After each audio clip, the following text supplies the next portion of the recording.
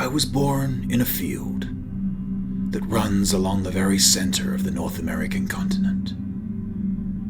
The horizon, where beginnings and ends meet, somewhat meaninglessly, and where it's rather normal to see temperatures fall below freezing, is what I mean by field. Oftentimes I am called a drifter.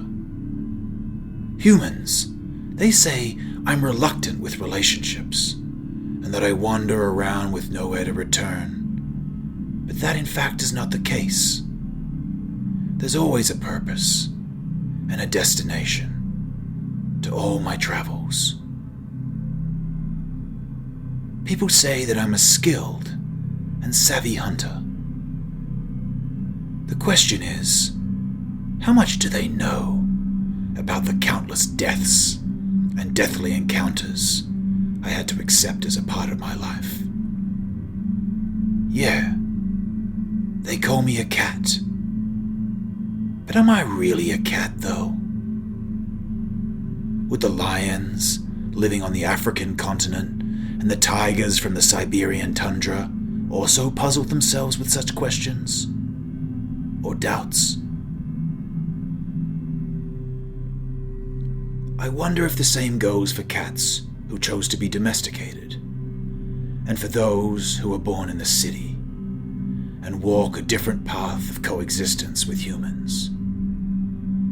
Then again, did they, and we for that matter, ever have a chance to choose anything, whatever that is, even once in our lives? Who knows? What is a cat, anyways? Seasons change, and I watch all kinds of animals come and go. I too must take care of one or two things along the cycles of time. These tasks involve hunting for food, keeping myself warm, mating, and contributing to the preservation of my species. But that's not all. They're more like duties bestowed to me, a part of the season and nature itself.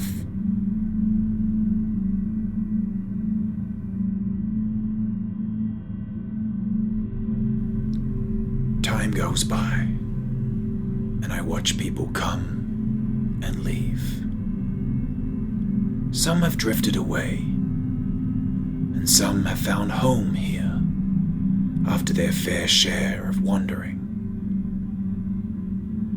I can't remember since when, but word began to spread that this land, that used to belong to nobody, was sold.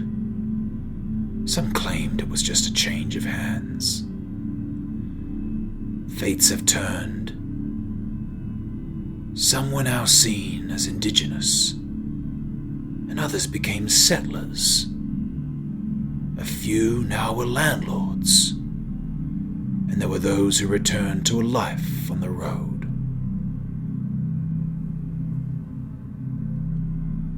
Could there be such a thing as the ultimate goal, an existential purpose of life?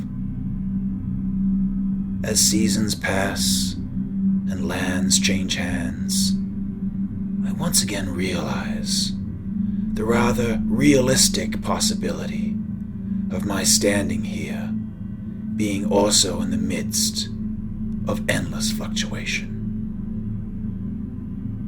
Well, of course there are things that don't really change, though I don't have all the answers to the purpose and meaning of life. And while it's entirely true that the place and time we live in may turn out to be mere illusions conjured by the electrical impulse of neurons in our brain, the fact that this world is blindly tough and that every day is a challenge stays the same.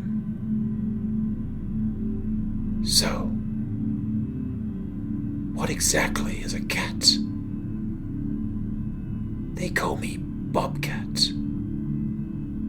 But am I really a cat? If it was the case that we had to remain sharp and alert all the time, even during sleep, and ready to use claw and jaw, then my species could never have made through the hundreds and millions of years of struggle, through the never-ending process of evolution. It could also be true that my identity as a cat was built upon my own perspective, my own way of life, and a favorable balance between all components of the universe.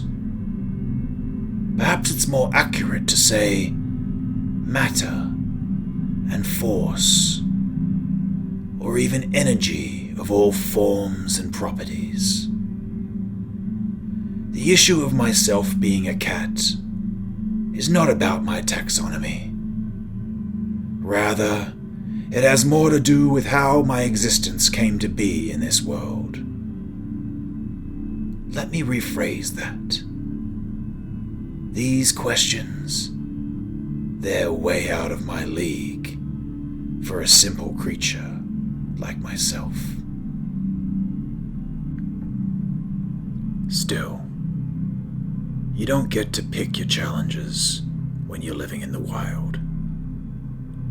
We are either alert or we get eaten. We either gaze at our surroundings with dignity and move with agility, or we give up and let ourselves rot, lying down with our glazed eyes wide open. We pay respect to no one, but we do know to cherish each and every moment. We are alert. We never stop learning. We constantly hone our skills. We were born in the fields, and in the end, we perish and disappear into the very fields that we came from. To live life in a way only wildcats can. BOBCAT. That's who I am.